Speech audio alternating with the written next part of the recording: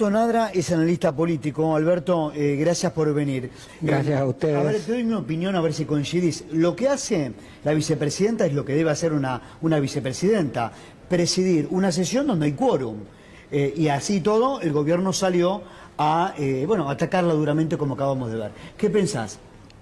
A mí me parece que Victoria Villarroel, como está en la casa de las leyes y de la institucionalidad, está absolutamente condicionada por la relación de fuerza que tiene internamente y por el propio peso de saber que está jugando un papel institucional y que no puede hacer lo que quiere. Es decir, efectivamente, como señalabas, no tenía otra posibilidad. Es sencillamente, se lo dijo uno de los senadores, cuando ella intentó, bueno, los otros intentaron cortar los micrófonos, anular la votación por tablero electrónico. Entonces, este senador le señaló con mucha claridad: usted está aquí para arbitrar, por lo tanto, no puede opinar sobre lo que tenemos o no tenemos que hacer.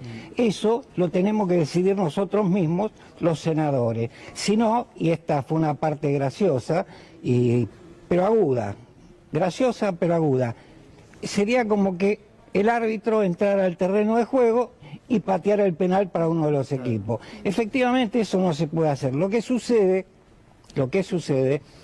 es que Milei y el grupito famoso que trabaja en la Casa Rosada, este quinteto, cuarteto, ahora parece que cada vez se reduce más, no tiene ningún empacho en violar todas las normas institucionales. Es decir, desde que asumió, después hablan de golpe institucional. El golpe institucional lo dio Milei del mismo momento, Milei y su equipo, del mismo momento que empezó a gobernar con decretos. Claro. Y es más, claro, con pero, decretos... Alberto, perdón que te interrumpa, sí. En la concepción libertaria queda claro que el que no obedece es un traidor, así todo violando la norma, violando la ley. Me parece que esto es lo que está pasando hoy en Argentina. Sí, me parece importante subrayar que no solo gobernó por decreto, sino por decretos que se superpusieron y violentaron leyes aprobadas por las legislaturas y por las cámaras de diputados y senadores a lo largo de todos estos años de democracia. Es un avasallamiento brutal y a mí me parece bien que Victoria Villarroel se haya sentido obligada a acordar la sesión y dejarla que avance, para de todas maneras controlarla de alguna manera. Y también me parece bien que señale aspectos tan dolorosos como ustedes estaban haciendo algunos reportajes que yo valoro inmensamente, porque uno dice a veces en estos programas, uno viene yo mismo y dice porque hay 1.100.000 desocupados y porque la mitad, el 50% está en trabajos informales. Pero el drama de carne y hueso, el drama de una licenciada en imágenes que no llega a fin de mes, que tiene que lidiar diariamente con el dolor de miles de chicos y posteriormente ir a otro trabajo y finalmente no tener con qué cocinar a la noche los últimos días del mes, eso tenemos que verlo así, concretamente, en carne y hueso. Entonces a mí, para ir y responder finalmente, que Villarroel diga que efectivamente los discapacitados, los jubilados están siendo abandonados a su suerte y que no hay sensibilidad, me parece muy bien. Ella no cuestiona el conjunto del plan económico que se está aplicando en ningún momento. Me parece bien que señale esto, pero es un poco como si, bueno, si aflojamos un poco acá, podríamos seguir con esta misma línea.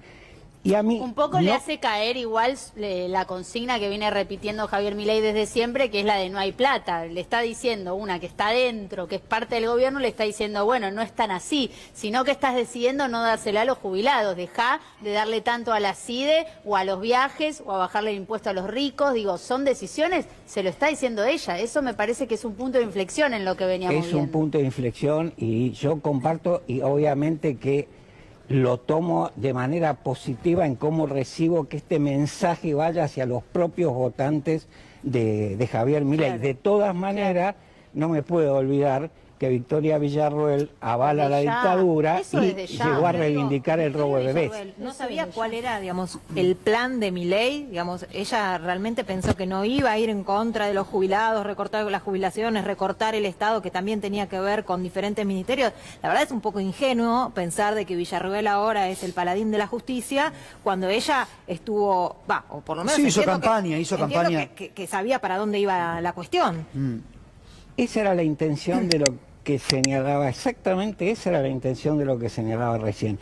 Valorar el significado de esta ruptura, porque institucionalmente tiene consecuencias que todavía no podemos prever hasta dónde puede llegar, de qué manera puede afectar el funcionamiento del conjunto del gobierno, pero a la vez no engañarnos con una postura que tiene mucho de autopromoción en función de que el otro señor la está despreciando permanentemente.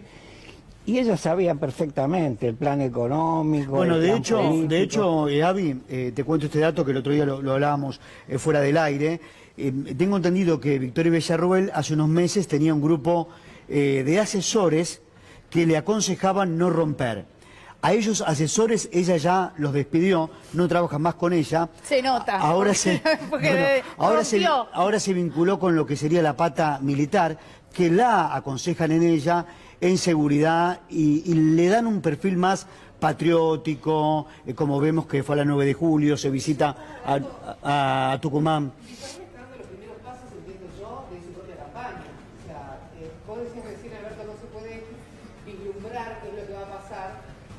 Sí. Se apagó el micrófono de Avi.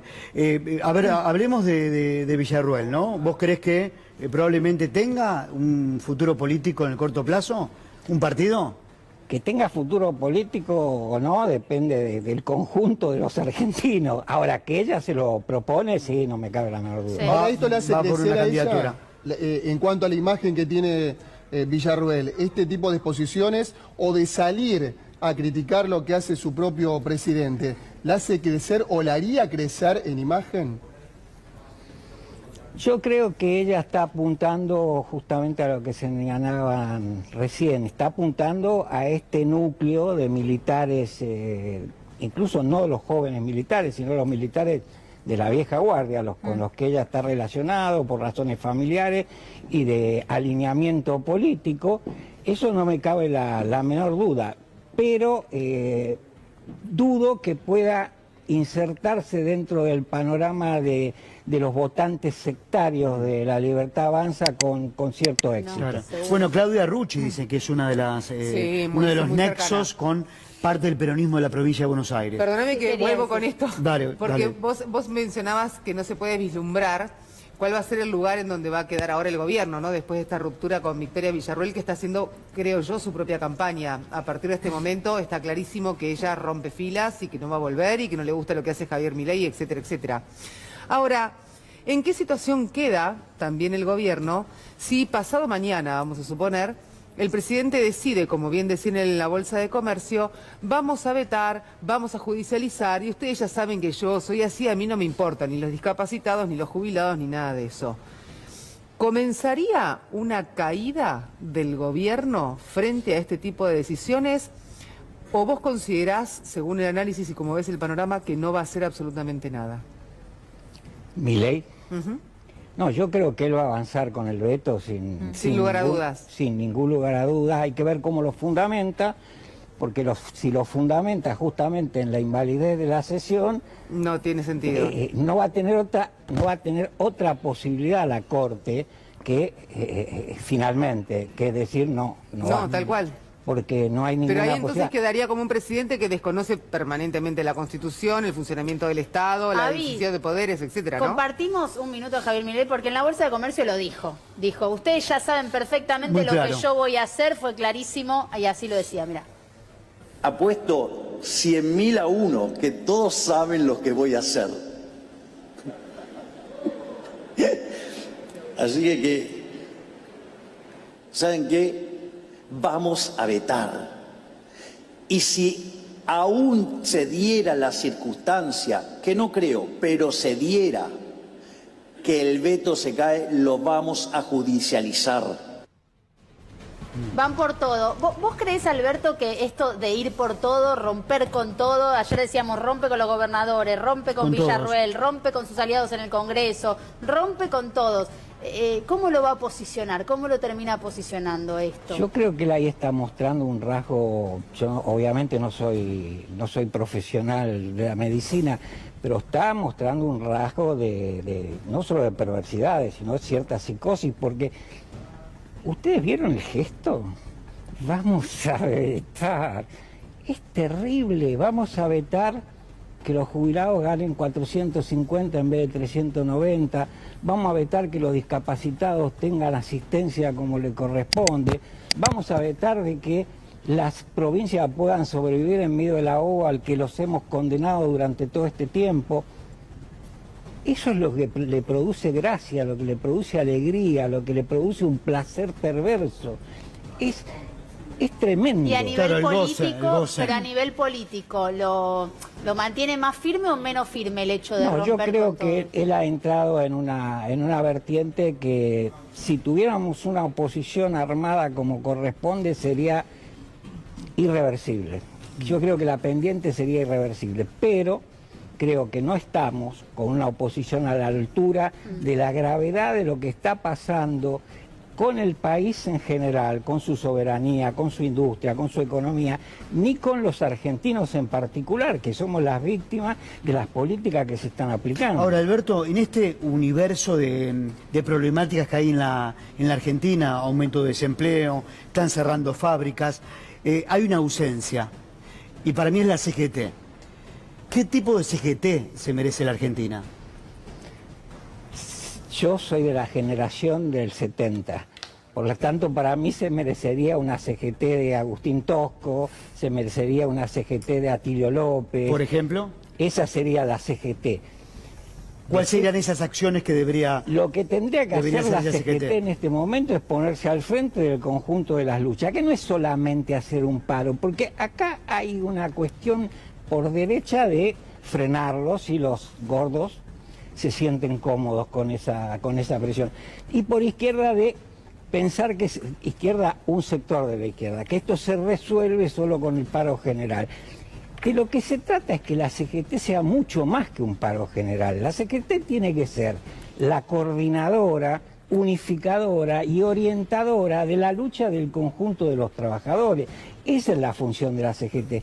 Frente a eso, sin embargo, estaban molestos en los últimos días por la aparición, lo comentamos en algún programa, la aparición del Frente por la Soberanía, el Trabajo y el Salario. Estaban molestos. Ahora, como el Frente no solo produjo la movilización esta del 25 de junio, sino que el 9 de julio armó 30 ollas populares con 5.000 raciones, pero no solo aquí en Constitución, en la iglesia donde predicaba Francisco, sino en el conjunto del país, en varias ciudades. Ante eso pareciera, digo porque estoy contestando a tu pregunta, Adrián, pareciera que se va a plegar a la marcha de San Cayetano el 7 de Que va a Sí, ser, eso va a ser dijeron, enorme, eso dice. adelantaron. junto con el Frente, junto con las CTA, y yo quiero recordar que fueron muy importantes las marchas a San Cayetano. Las marchas a San Cayetano fueron el punto de largada a partir de 1979 de la resistencia de los trabajadores y de buena parte del pueblo contra la dictadura. Bien, bien. Ahora seguimos con un poquito más, porque tenemos una pausa. Una pausa y ya volvemos. Seguimos con mucho.